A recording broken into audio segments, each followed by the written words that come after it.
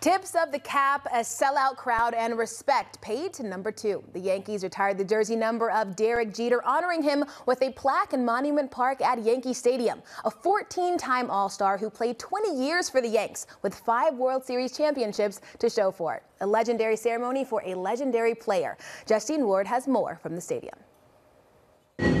Already brimming with legends of the past, Monument Park welcomed its newest resident on Sunday when the Yankees unveiled Derek Jeter's plaque as well as retired his iconic number 2 jersey. For the 5-time World Series champion, the enshrinement was an opportunity to reflect. The thing that's most special, I think, is playing with one organization your entire career, because it's the only place I've ever wanted to play. And, you know, when you're in it, you don't really think about it too much because you just come to work and do your job. But after I've retired, I've realized how special that's been. It's a special day. I mean, that's even now. I don't. What do you say? I mean, number was retired by the Yankees. I mean, it's hard to believe. It was a who's who of Yankee greats, including the other members of the core 4, who all agreed Jeter's value exceeded his accolades. It was something special to see how he conduct himself in and of the field, and that's what matters. You know, I mean, he teach a lot of the youngsters by example.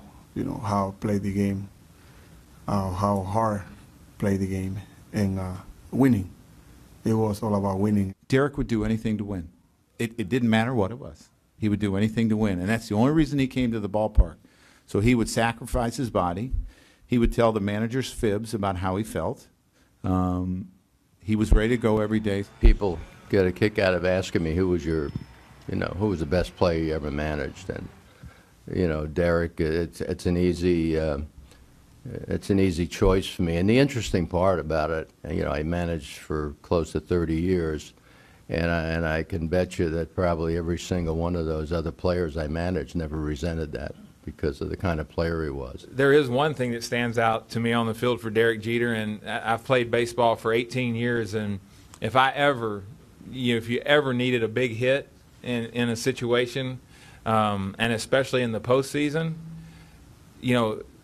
those are hard at bats to come by, and hard at bats under pressure. And Derek was the absolute best at handling those at bats like I've never seen anyone handle before, and time again come up with big hits. Very fitting for a guy that did everything for this organization, and the guy that really was the leader of our group, an end of an era.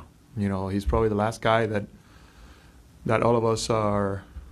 He's it. He's the last one. Joined now by Sweeney Murdy, who has covered the Yankees for 17 years, 10 years here on SNY.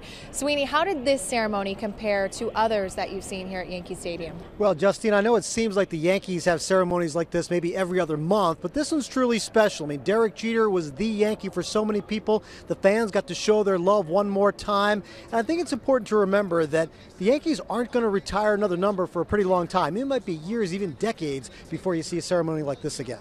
And Jeter mentioned his favorite on-the-field moment was his last hit. Do you have a favorite of all his big moments? Which is yours? Yeah, I think being there for the flip play in Oakland was probably one of my favorites because of what happens after that. It looks like a play that he's just appearing out of nowhere and isn't supposed to be there, but it's something that they practice all the time. It's something everybody who saw it will remember forever. For now, from Yankee Stadium on Jeter Night, I'm Justine Ward. For Sweeney Murdy, we'll send it back to you.